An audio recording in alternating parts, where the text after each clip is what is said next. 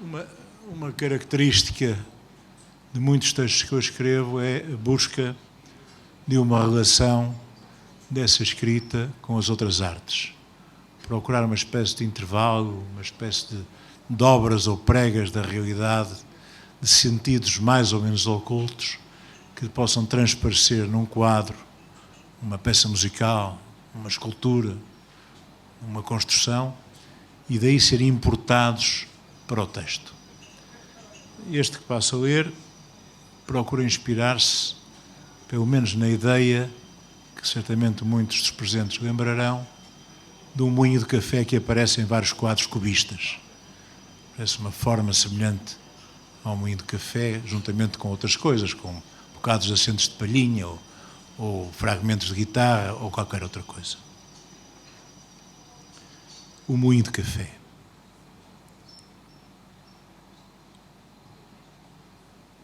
O moinho de café figura em alguns quadros dos cubistas, com o jornal, a garrafa, o cachimbo, tudo em castanhos e cinzentos. É a realidade nas suas arestas vivas, a sombria presença das reduzidas alucinações. O moinho de café transformava tudo em fino pó moído que encravava as engrenagens mais íntimas, as da paixão e do lamento, ou as caligrafias lineares de meios perfis e aves azul cobalto.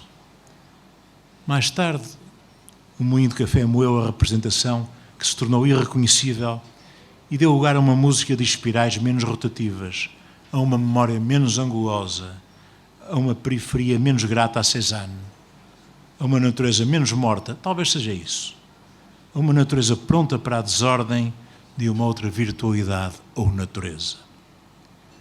O moinho de café tornou-se um rilejo. O mundo acelerou-se. As vidas ficaram menos lineares e as águas de cristal ficaram pardas.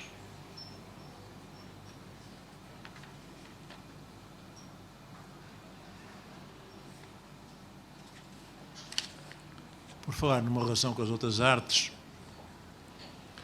eu penso que há várias maneiras de falar de música em poesia, sintetizando-as. Uma delas tem a ver com a procura de equivalentes metafóricos à música a que nos estamos a referir.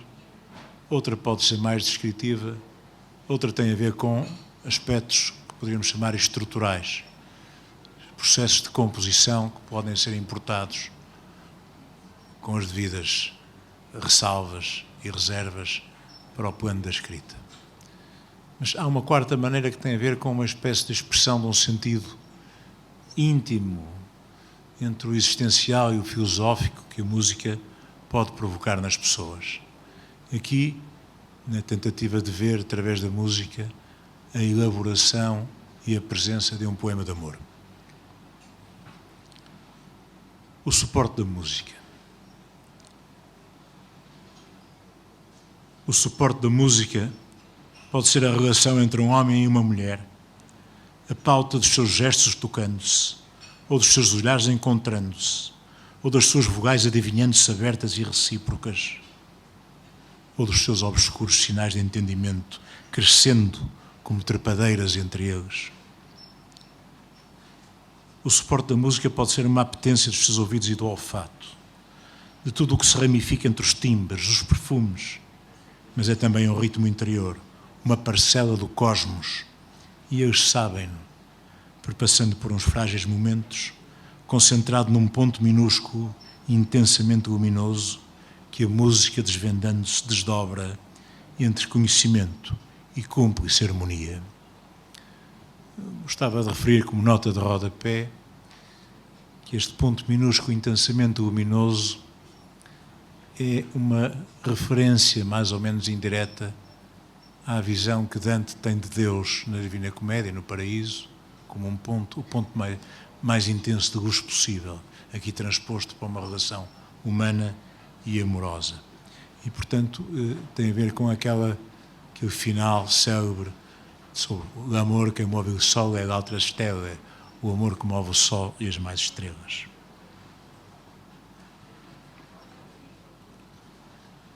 Também, nenhum autor está isento, em minha opinião, claro, de referências a autores que o precederam. Todos nós temos uma identidade que decorre daquilo que nos antecede, ou que é nosso contemporâneo, ou da combinação das duas coisas.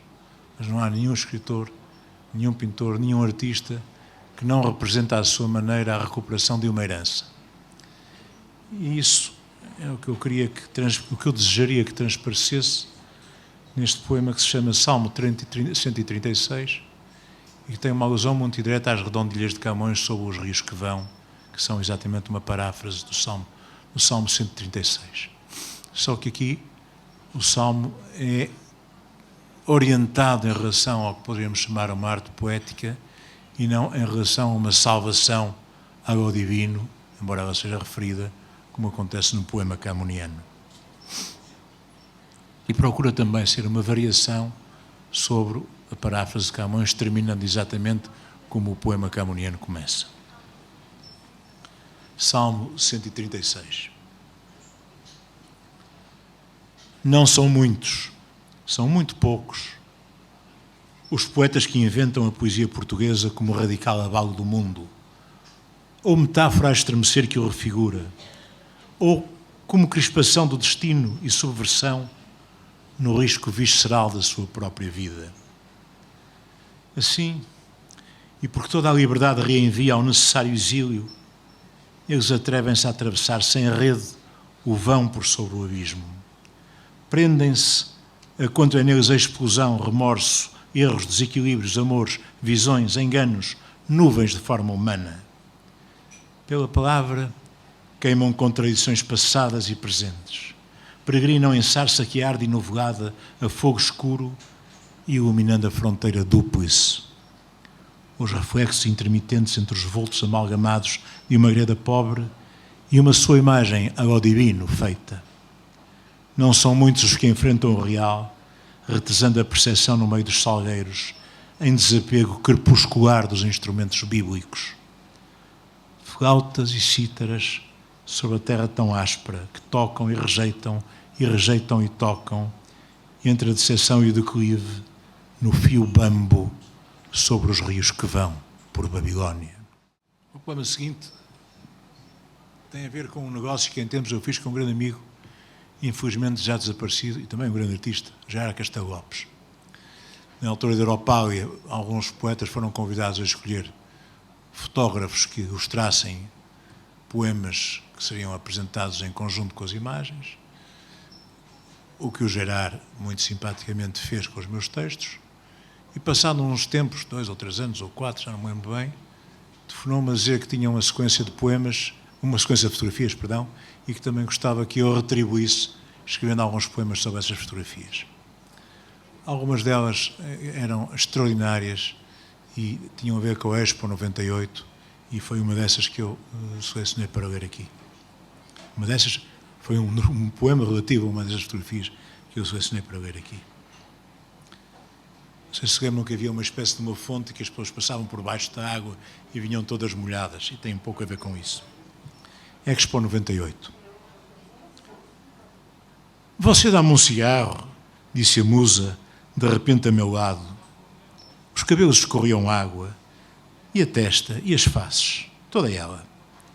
Olhei interrogativo. Estou muito ruicelante, desculpe o galicismo. E piscou-me o olho enquanto acendia o cigarro no meu isqueiro lesto. A t-shirt encharcada demorava-se nos seus contornos íntimos, acerava-lhe os bicos dos peitos pelos meus olhos dentro. Rosetas de bronze úmido, enfim, suponho. Os jeans e os ténis deviam pesar imenso. Tinha as ancas bem desenhadas, expeliu uma baforada. O umbigo estava à mostra acima da fivela do cinto. Viu que eu olhava ainda, sorriu.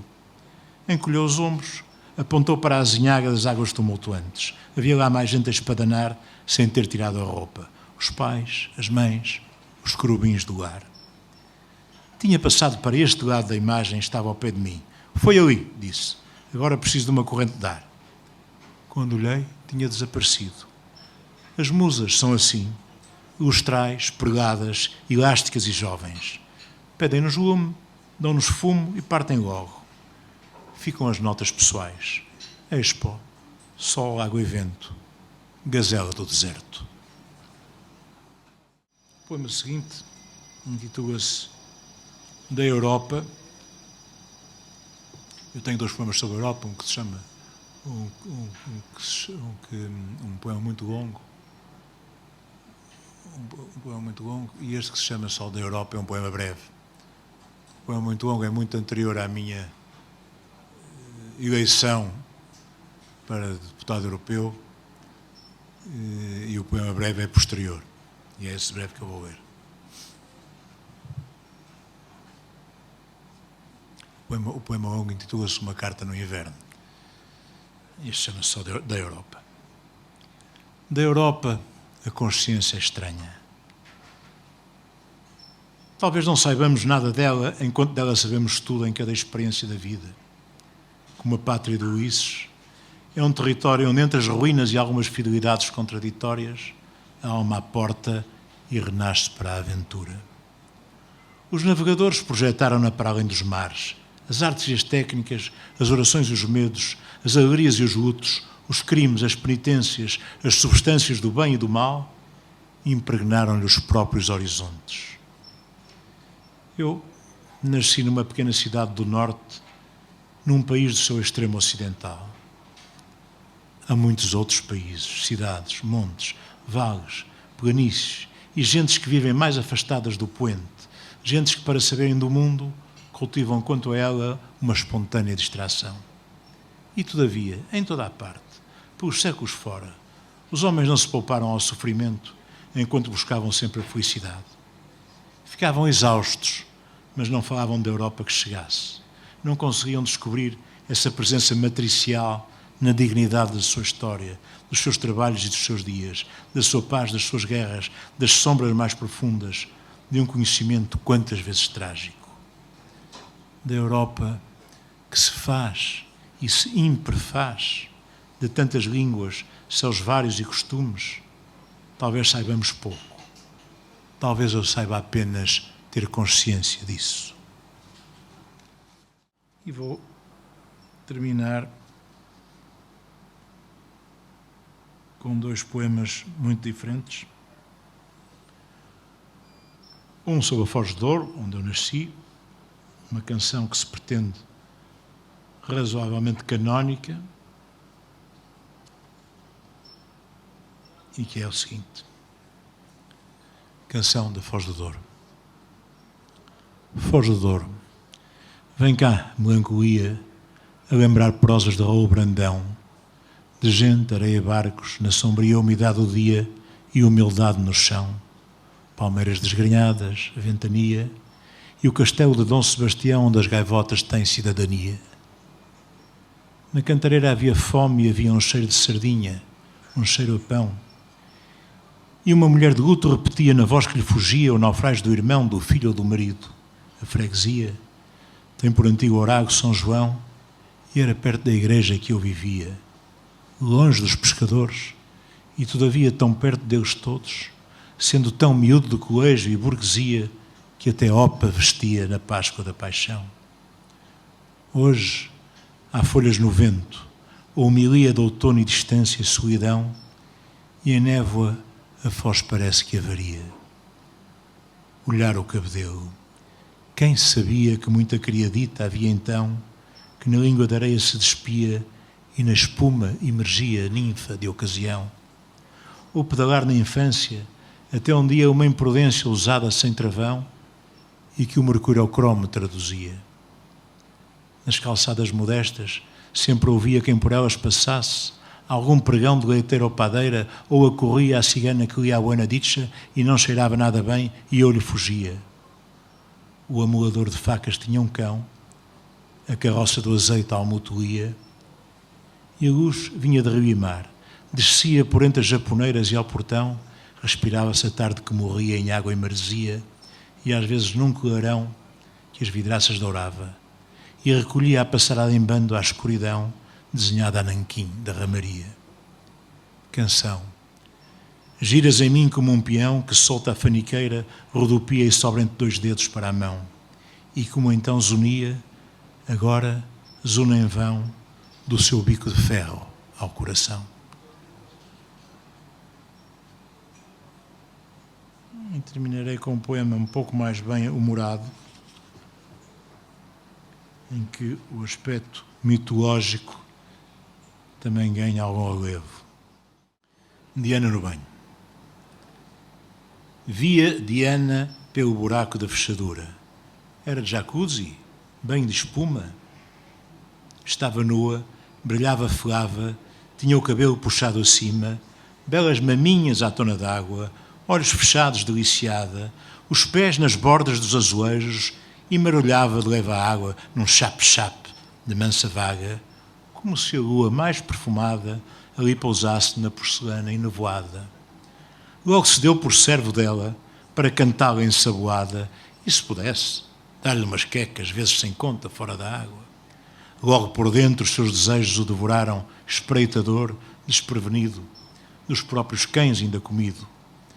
Quanto a Diana, não deu por nada, não o puniu, não se vingou, não precisava. Muito obrigado.